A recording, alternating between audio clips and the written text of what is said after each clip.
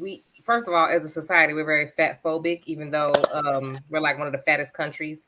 But we have a lot of issues with people who are overweight, male or female, or a certain size.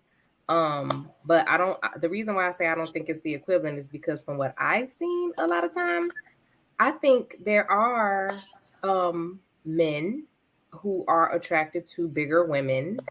Like I remember growing up, like from high school and stuff like that, what I would see a lot of the times is I would know the guys that like the bigger girls, but they would always like hide it or like only flirt with the girls when nobody wasn't paying attention because they was embarrassed because they didn't want their friends to know that they liked the bigger girls.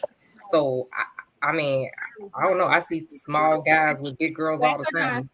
One second. So I don't think that I don't know. This is very new to me because especially in certain socioeconomic situations, most people are out of shape and overweight, and they're all dating each other.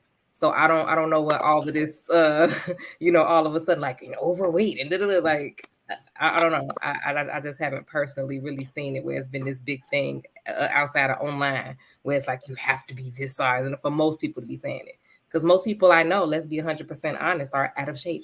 Most people are not in shape, especially once they get a certain age in this country specifically. Okay. What were you saying, Steven? Well, no, I was just going to say that, I hear that point. Some guys like big women, but they don't bring them out in public. That means they don't like big women. That means they just hitting big women because, it's easier access.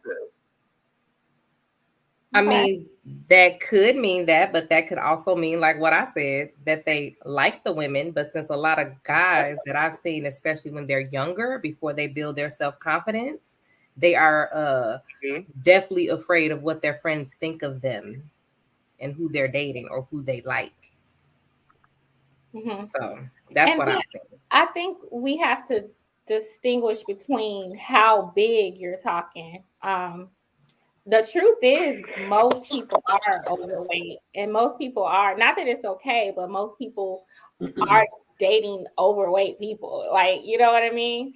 So I think that's what you were trying to say, Cannon. Yeah, that's what I was saying. Like most people are not even in shape, especially over 30. I agree with him. I think in theory, I first of all, I think everybody settles. Let's just put that out there. I think everybody settles. I don't think no one is just going around meeting. You settle? Huh? You settle? Say y'all. Yeah, I settle, but I grown to love you. So, I'm just saying that because when you got the checklist, you're going to look for the person. You got your list, right? I don't think no one is just going around meeting that perfect person, right? Whether it's mental, looks, or whatever the case may be. So, so you're going to settle. You're going to be like, okay, I'm going to take the good with the bad or whatever. And I don't think majority of women, I think they do look for the tall, dark, and handsome. And I think majority of men do look for the nice, curvy bodies. Now, if we find a woman that's little bit bigger than what we desire, but she meets all those other check marks, I think we will be like, okay, cool. So you're going to see some guys with bigger women. You're going to see some women with shorter guys. That's just how it's going to be. But in theory, I think no one is going around looking for the person that they don't desire. So I think it is equivalent, like what he said. Like I think women look for the taller guys, but they, like you said, you're not going to get them. Every woman can't get all the tall guys, so some women have to take the shorter guys, and all the men can't get the curvy women, right? So you got to take but what you see. can You get. said curvy. You didn't say thin. Curvy, thin, what? See, that's big is really just like abnormal, like bigger than what is considered normal. So like, like I was going to say. But in reality, being fat has never stopped me from has never stopped a man from taking me on a date. It ain't never stopped a man from trying to holler. So all this hoopla on the internet about what being on the internet who ain't getting no saying, it's just baffling to me because in public, y'all don't stop opening doors. Y'all don't stop buying my lunch, but y'all hate fat women on the internet. It is so insane. It's quite insane. I'm in the gym. Most of my y'all friends don't want to stop offering to take the weights off the bar, but on the internet. Everybody has. Don't like fat women. Well, y'all need to do a better job of faking, because I'm telling you, y'all be lying. I mean, she ain't lying.